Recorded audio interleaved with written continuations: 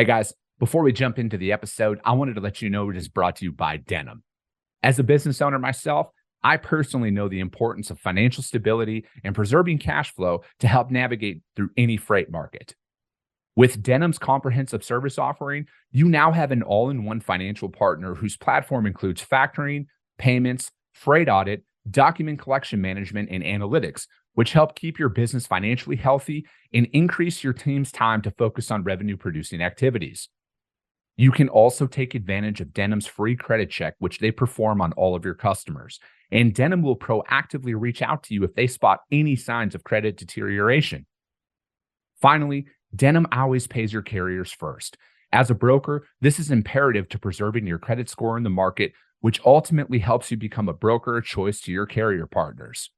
Are you ready to learn more? Visit denim.com to schedule a demo today. Just do me a favor and let them know that the Freight Coach sent you.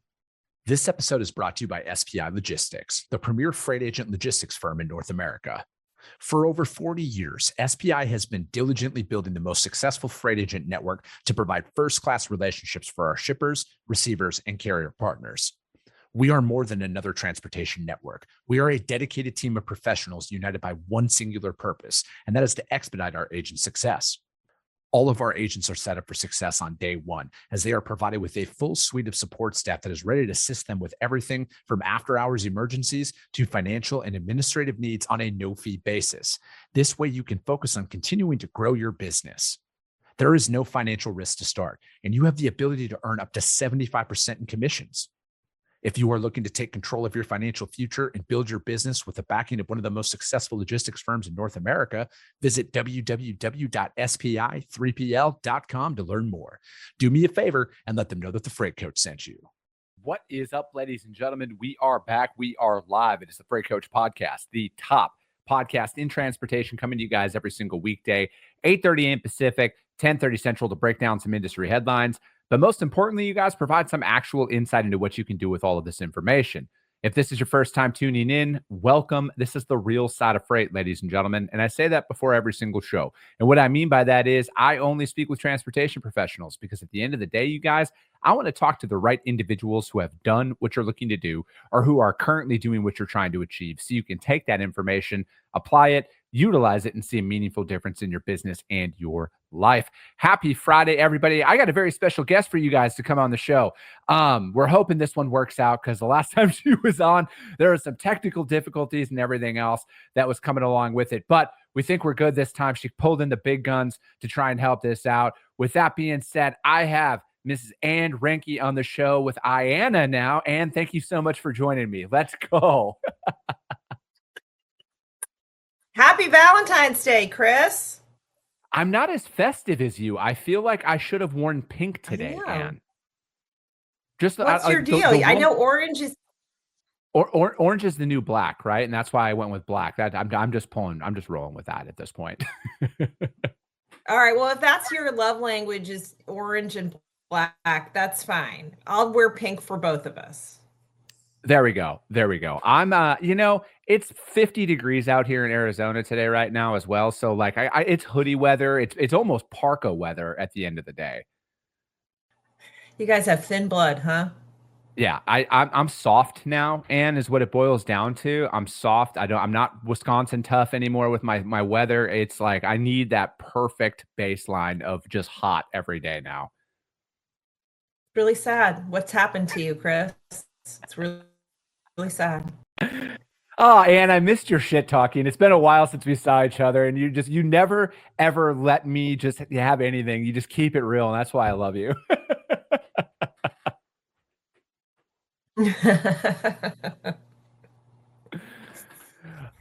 All right. So, Ann, you're in a new role here. What was this transition all about?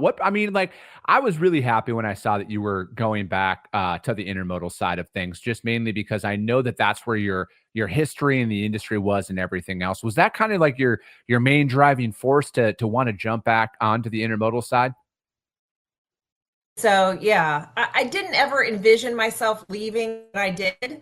Really enjoy TIA. I think there's such a fabulous group of people who are around it, who are involved in it, including yourself. It is such a nice experience to go to a TIA conference because there's just so much energy and enthusiasm. I want to bring that same, spirit to IANA. Intermodal, as you noted, is where I came from. I'm sort of railroad, like my first love is railroads, which is so sad what happened to me. I don't know why it is, but it is. And it's really nice to use that side of my brain. And I'm excited about invigorating an organization that has such a fabulous reputation, that is well resourced and well respected, and just taking it to the next level.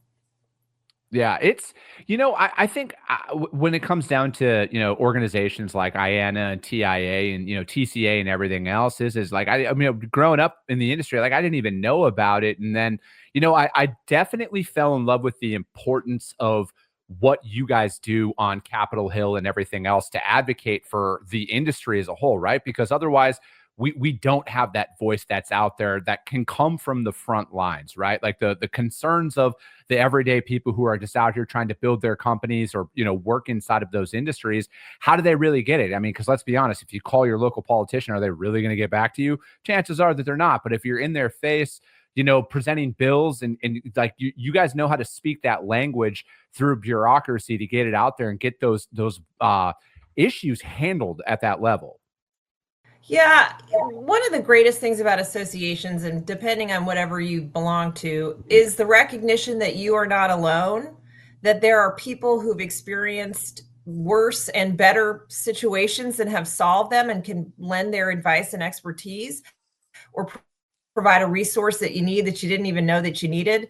And I think the other aspect of it is the crowdsourcing aspect, meaning we aren't alone. We are a group raising our hands saying this is important to us. So your point is well taken. It's not just one person saying, hey, I'm mad about this. It's here's 150 people are saying this is a big deal and you need to pay attention. And oh, by the way, we represent 1,000 different companies across North America. And so it's not just us here in the room. It's also all these other companies that care.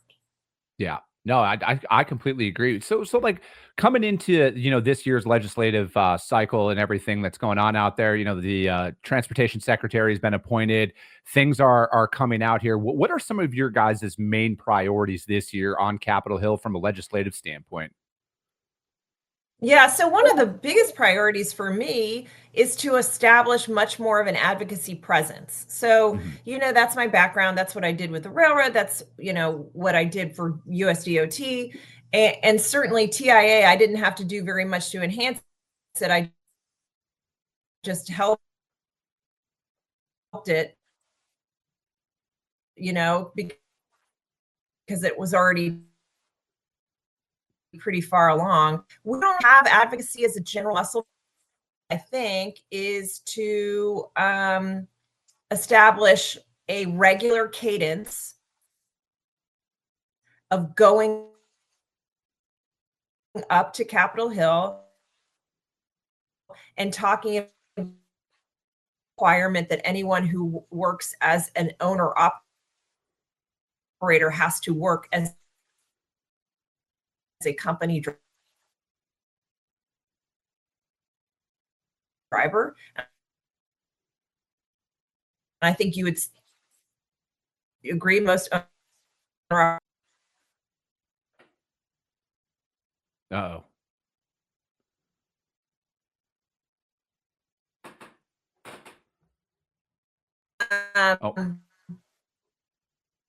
And so being up there and establishing that relationship is incredibly important. And then making the ask, right? So we don't go in there making any kind of ask. We have to establish who we are, and then we make the ask, if that makes sense. Yeah, no, absolutely. So do you think that was one of the things that you coming on board over to IANA, that was one of the areas where like the group as a whole were like, hey, we want more of a presence out here because, like you were saying, you got to establish that voice and kind of get out there. Was that something? And again, if you don't want to answer that, I completely understand. But like, is it because intermodal was such like a legacy, old school, transportation method, right? Like, let's be honest, rails was one of the first things that was built out there back in the day. Did they kind of get away from that? Or was this something where it was like it was never really an issue up until recently with a bunch of environmental changes and everything else? Yeah, I think there are a couple reasons for them. One of them is that our membership has a pretty distinct and diverse group of stakeholders. So you have on the one hand the dray carriers, you have the chat companies, and so it is not necessarily historically was it easy to get agreement on what to value, what to prioritize, which is not to say it's not impossible. I think that there are some big ticket items and 30,000 foot level items that we can all coalesce around, like having a supply chain that actually functions, having, doing whatever we can to prevent cargo theft. By the way, that's my dog. I don't know if you can see her. I can. So, she's adorable. Yeah, she is. Go ahead. No, go ahead. Well, and I would say too, because the railroads have their own association, the steamship lines had their own association, and it was sort of like, look, we'll push for what we want to push for with them. But as an industry, as an intermodal industry, there are things that we can coalesce around that maybe are sort of secondary to the railroad association or secondary to the steamship lines, that are things that are actually help the system work better. And so that's where we find our sweet spot.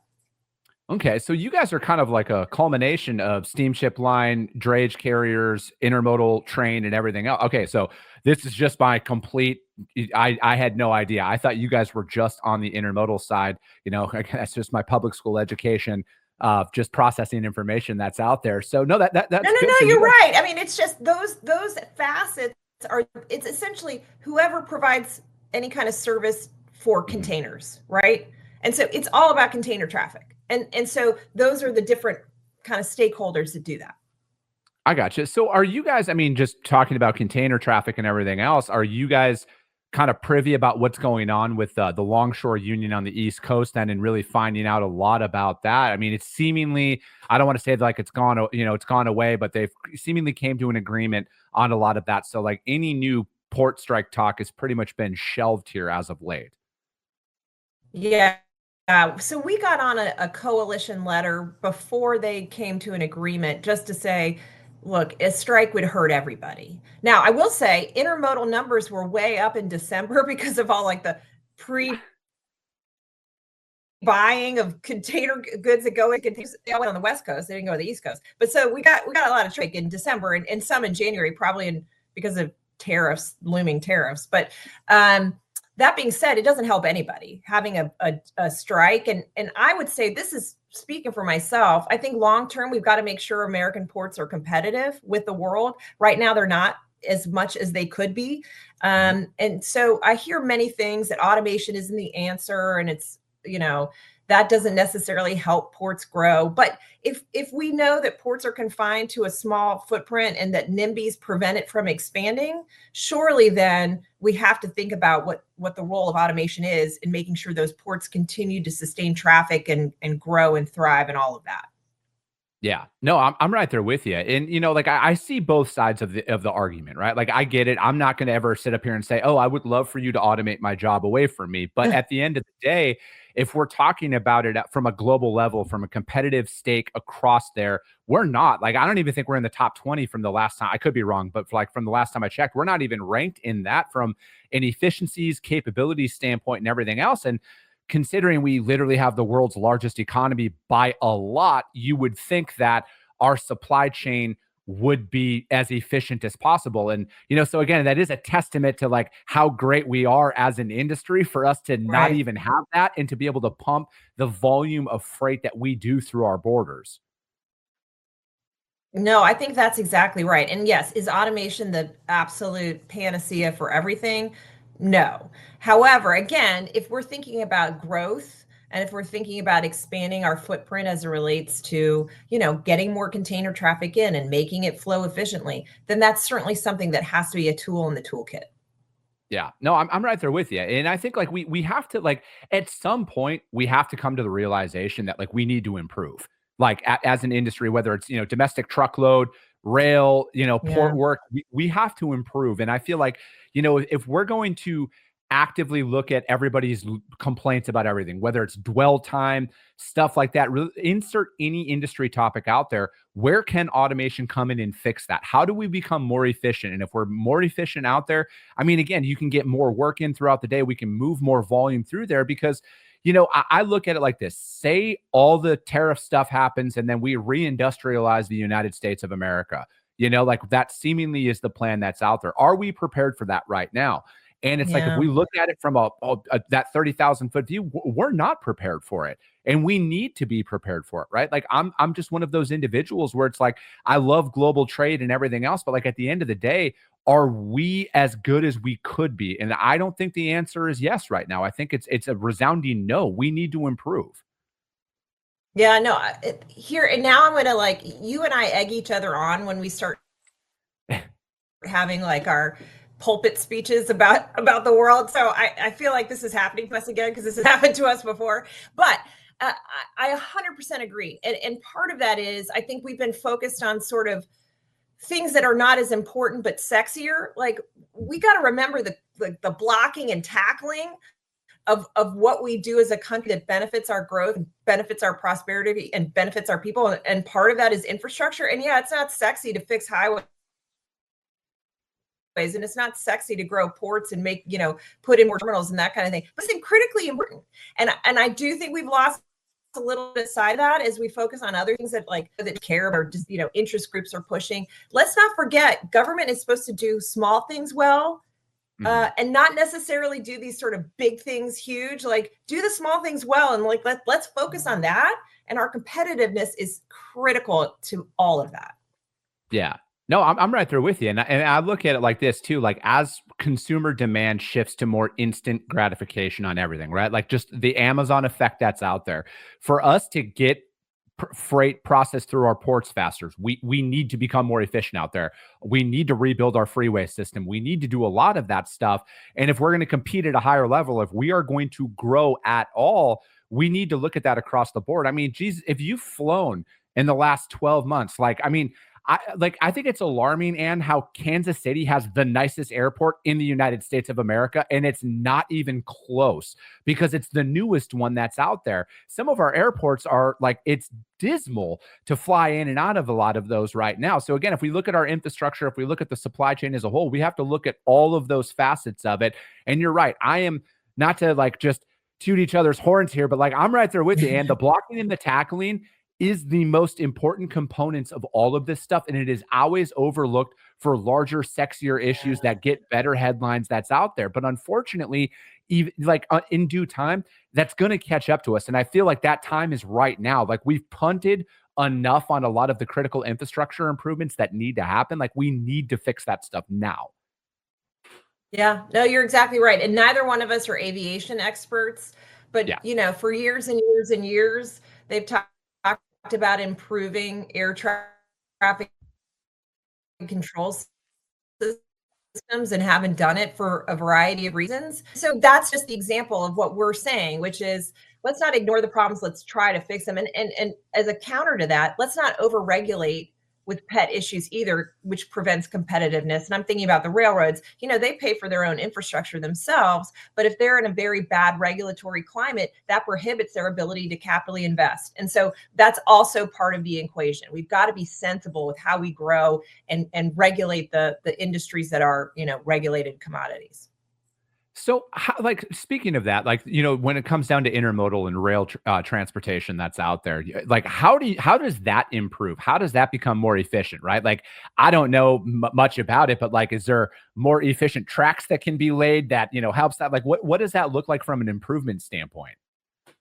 Yeah. So as the first part of the pandemic was like a railroad winter, if you will, in that the service product was really bad. And it was a confluence of a lot of things, which the peaks in, customer demand, right? Because there was so much volume going on there. And then that they had a sharp reduction of headcount along many of the railroads. And so it was like, these two don't mix, right?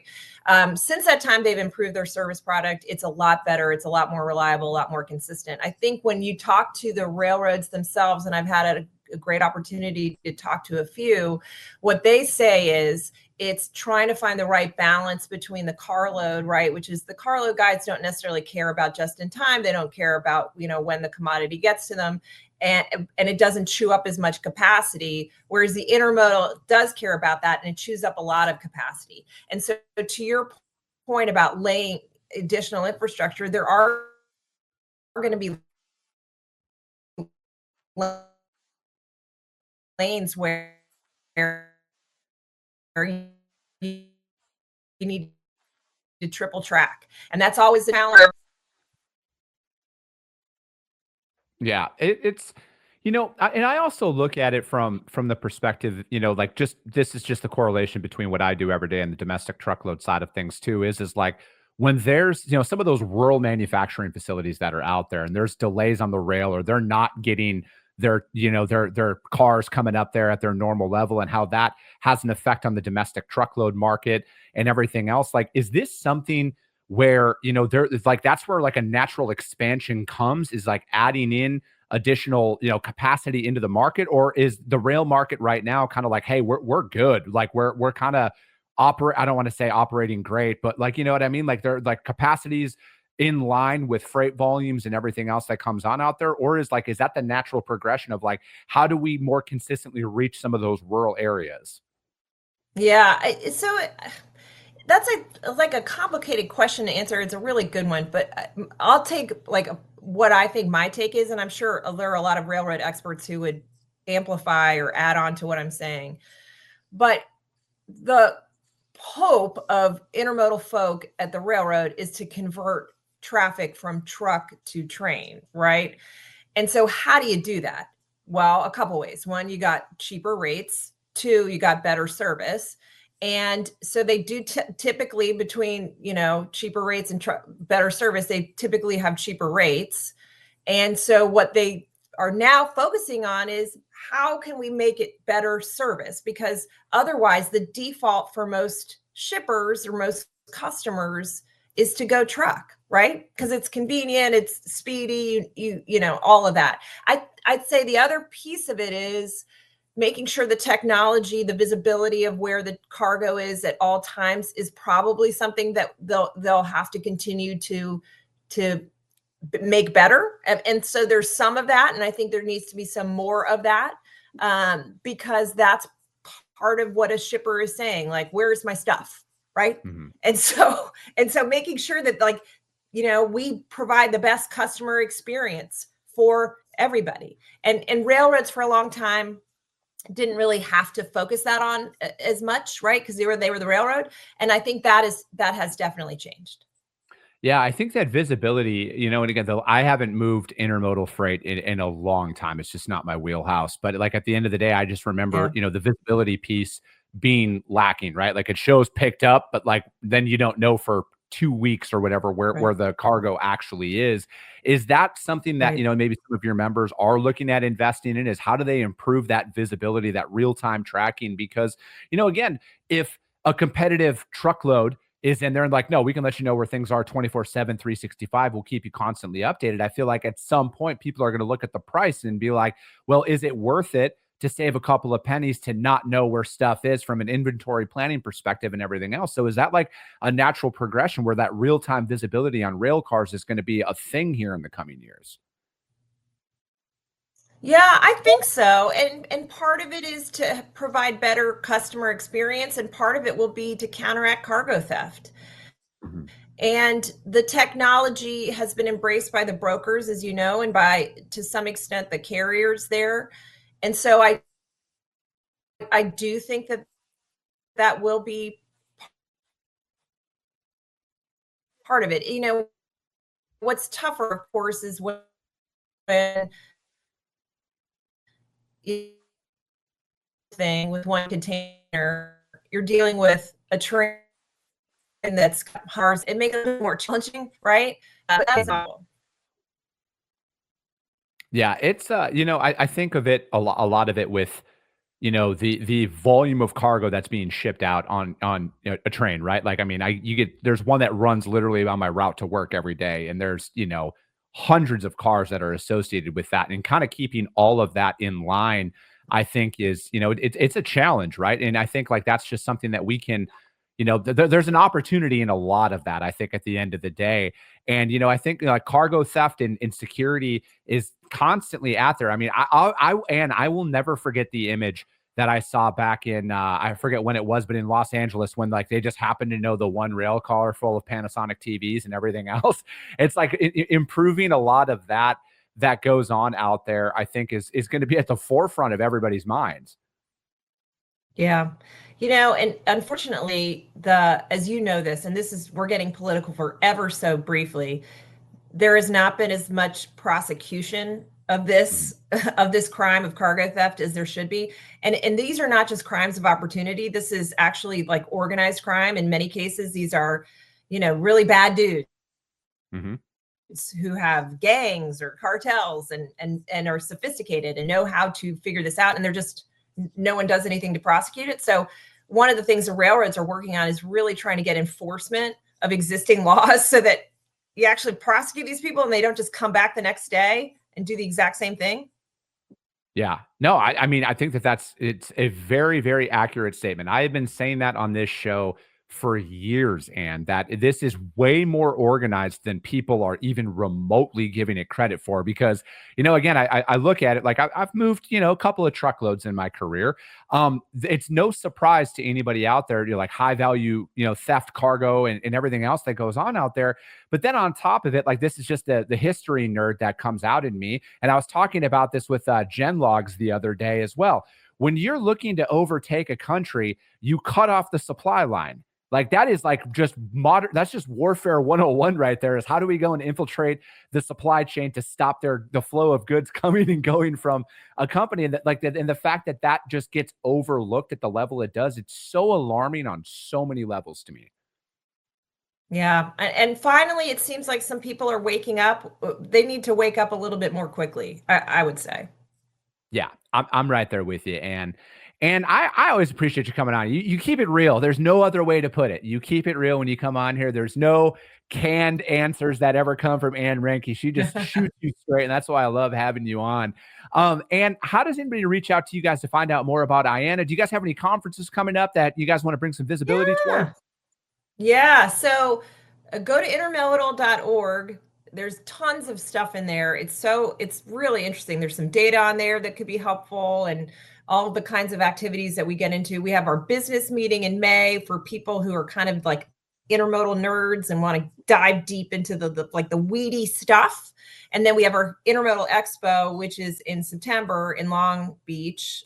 Every year we go there. And so hopefully, Chris Jolly, one of these days, I will see you again at one of these events. Yes, I would love that. And 100%, we need to make that happen. And I'm always here anytime you guys need anything. And thank you so much for joining me. That's going to be it for today, ladies and gentlemen. As always, if you guys got value in what you heard, subscribe to the show, share it out there to your network, because if you see value, your network's going to see value as well. I appreciate you guys. I love you guys. And we'll be talking to you soon.